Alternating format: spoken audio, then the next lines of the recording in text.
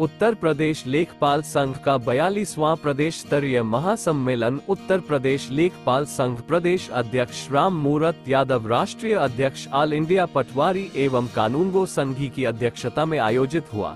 महाधिवेशन का घाटन दुर्गाशंकर मिश्र IAS मुख्य सचिव उत्तर प्रदेश सरकार द्वारा दीप प्रज्वलित कर किया गया। मुख्य सचिव द्वारा अपने आशीर्वचनों के माध्यम से लेखपालों द्वारा किए जा रहे कार्यों की सराहना की।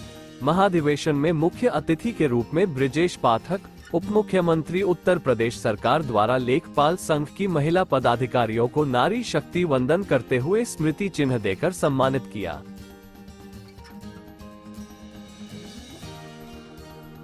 क्रांति अधिवेशन है और हर 2 साल में हमारे यहाँ ये अधिवेशन और चुनाव की प्रक्रिया होती है। 2 दिवसीय आयोजन होता है, एक दिन अधिवेशन होता है, दूसरे दिन चुनाव की प्रक्रिया होती है। और पूरे प्रदेश के समस्त तहसीलों के 350 तहसील 75 जनपदों के अध्यक्ष और मंत्री और उनके साथ हमारे पदाधिकारी अन्य यहाँ आते हैं।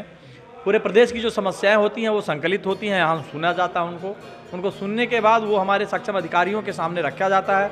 मुझे खुशी है कि आज सुबह से माननीय मुख्य सचिव उत्तर प्रदेश शासन और उत्तर प्रदेश सरकार के माननीय डिप्टी CM ब्रिजेश पाठक जी और हमारे प्रमुख सचिव राजस्व शासन के सर्वोच्च अधिकारी हैं हमारे राजस्व विभाग के, और माननीय परिषद के हमारे चेयरमैन साहब और भूमि आयुक्त एवं सचिव उप व्यवस्था आयुक्त, ये सारे अधिकारी हमारे मंचों पर आए हैं।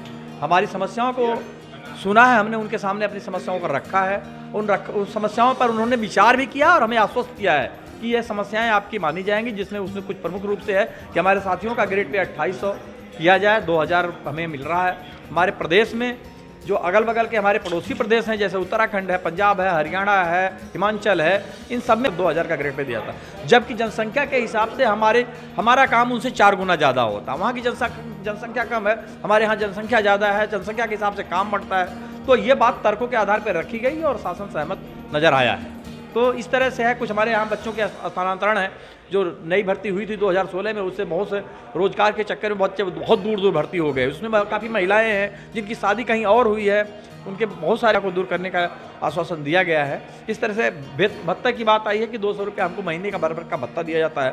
वो भत्ता नितांत कम है, बहुत इससे काम नहीं होता, काम की भागदौड़ ज़्यादा हो गई है, तो उसे भत्ता बढ़ाने की बात प्रस्ताव गया हुआ शासन में, और हम आशा करते हैं कि माननीय मुख्य सचिव महोदय के संज्ञान में आई है और माननीय डिप्टी CM साहब के संज्ञान में आई है और वो इस पर सकारात्मक निर्णय लेंगे। इस तरह से बहुत सी छोटी छोटी मांगों पर हमारे विचार